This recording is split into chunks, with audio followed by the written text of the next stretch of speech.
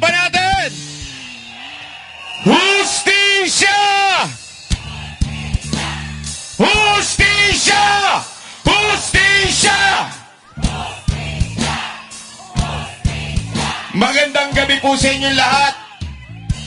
Nandito po ako nakikiisa sa bawat isang Pilipino, hindi lamang po ng mga taga-KOJC.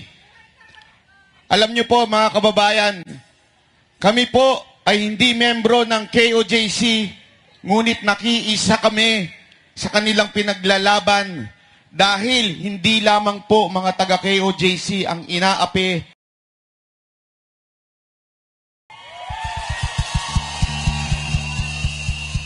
Pagpasensyaan nyo na po sa mga kapatid natin dyan sa KOJC. Medyo makakapagmura ng konti, kapiraso lang naman po. Pupunta naman ako dyan bukas, basbasan nyo na lang uli ako. Ako po ay pupunta ho dyan mamayang gabi, pagkatapos ko po dito, upang makisama ho kasama ang mga banateros, upang ipaglaban natin dahil hindi pa po tapos ang laban. Nakita nyo naman po, di ba, na hanggang kanina po, meron silang mga pinapasok na kahon-kahon. Hindi natin alam kung ano itong laman na kahon na ito. Bakit po ba napakahalagang bantayan po yan?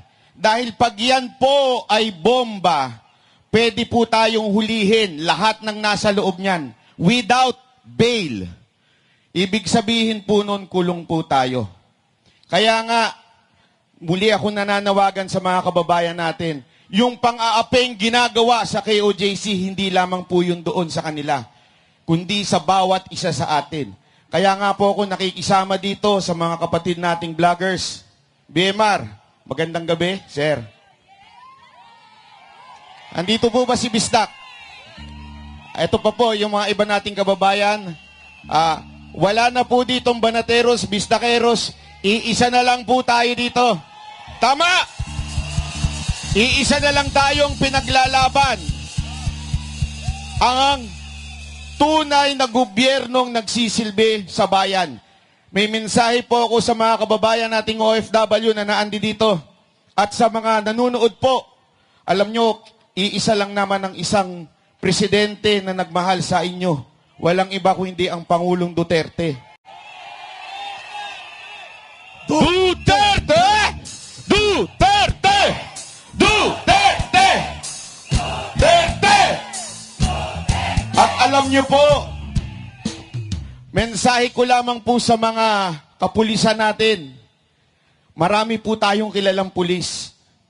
Alam niyo, mahal na mahal kayo ni Pangulong Duterte. Pagtungtong na pagtungtong niya, tinaas ang sahod ninyo.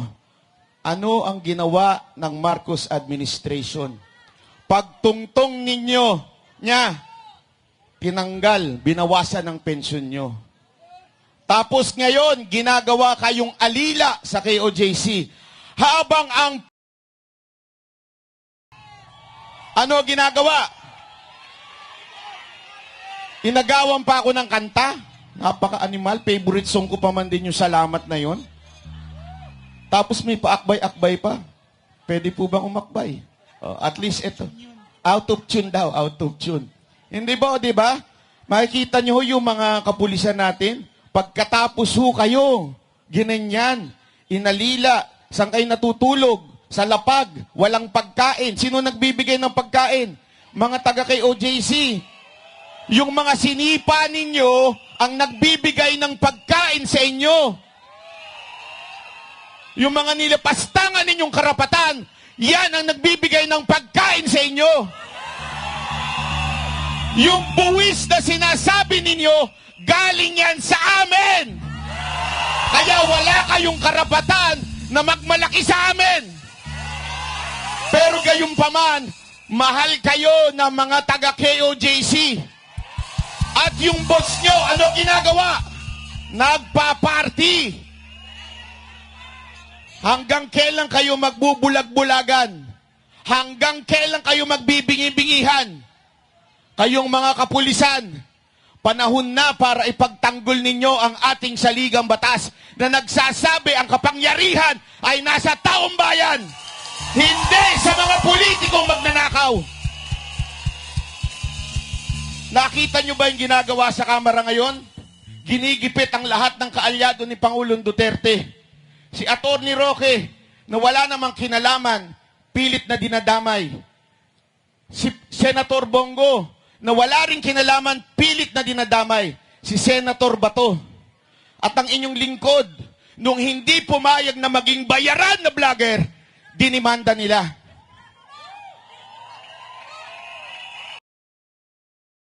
Isa kang umamin na isa kang bayaran. Ang tanong dito, yan ba ang pakakain mo sa mga anak mo? Kaya mga kababayan, sasamahan ko kayo, sasamahan kayo ng bawat vloggers na nanaandi dito upang ipaglaban ang ating bayan. Gagamitin ko na rin po itong pagkakataon na ito. Meron po nag-send kasi sa akin ng message. Pinakita niya yung video. At panawagan ko na rin po ito sa ating mga kababayan. Si Torre po ay hindi iglesia ni Kristo. Napanood ko po yan mismo doon sa kanilang channel. Kaya wag na po nating idikit si Torre sa iglesia ni Kristo. Feeling ko iglesia ni demonyo yun eh. Ayun. Verdugo. Kaya tayo ay nananawagan po sa bawat reliyon dito sa Pilipinas, mapa-iglesia, mapa-Muslim. Huwag po nating kakalimutan po. Babasahin ko lang po sa inyo ng maikli. Naku naman. Baka gumalaw yan.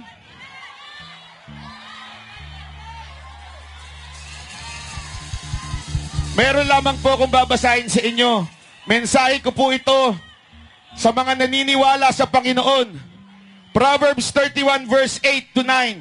Speak up for those who cannot speak for themselves, for the rights of all who are destitute. Speak up and judge fairly. Defend the rights of the poor and needy. Iglesia ni Kristo, mga Muslim, mga Kristiyano, iyan po ang sinasabi sa atin, maging mga Katoliko, ipaglaban natin ang mga Pilipino. Kung kayo po ay hindi magsasalita at pahihintulutan ng kasamaan, ito po'y kasalanan sa bayan. Kaya po kami nakikisama sa inyo, humihingi sa inyo ng pagsasama sa bawat isang Pilipino. Tanungin ko na lamang po kayo, tama po ba na ang pera na dapat panggagamot sa mga Pilipino ay inilipat lang sa PhilHealth, di ba? Tama po ba yun? Tama po ba na araw-araw po ito gumagastos ang gobyerno ng 1 bilyon para sa flood project? Asan po yun? Wala. Asan po yun? 1 bilyon na yun? Wala. Wala po. Kaya tayo nananawagan sa bawat isa. Panahon na ho para tayo magsalita at lumaban. Ito'y mapayapang paglaban. Uulitin ko po, mapayapa. Ako naniniwala na itong mga taga KOJC, kayo'y hinirang ng Diyos. You are the anointed people of God. Naniniwala ko dyan. Naniniwala po ba kayo? Sa dami-dami ng inape, bakit ang taga KOJC? Alam niyo kung bakit? Kasi hindi kayo bibigay sa pera. Ang pastor ninyo, hindi bumigay sa pera nung binibili ang SMNI. You are the anointed people of God to defend our country. Naniniwala po ba tayo dyan? Kaya, eto ang tatandaan ninyo napakagandang-ganda nito, di ba? Alam niyo, if my people will humble themselves, pray and turn from their wicked ways, and we will heal your land. Yan ang sabi ng Panginoon, I will heal your land. Sino daw? If my people.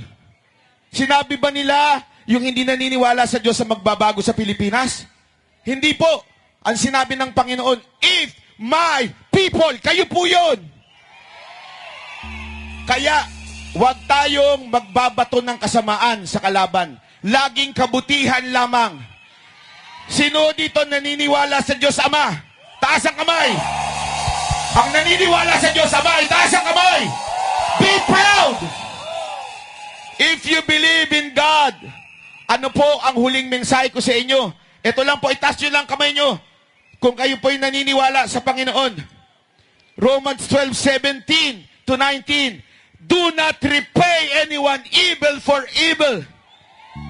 Be careful to do what is right in the eyes of everyone. If it is possible, as far as it depends on you, live at peace with everyone.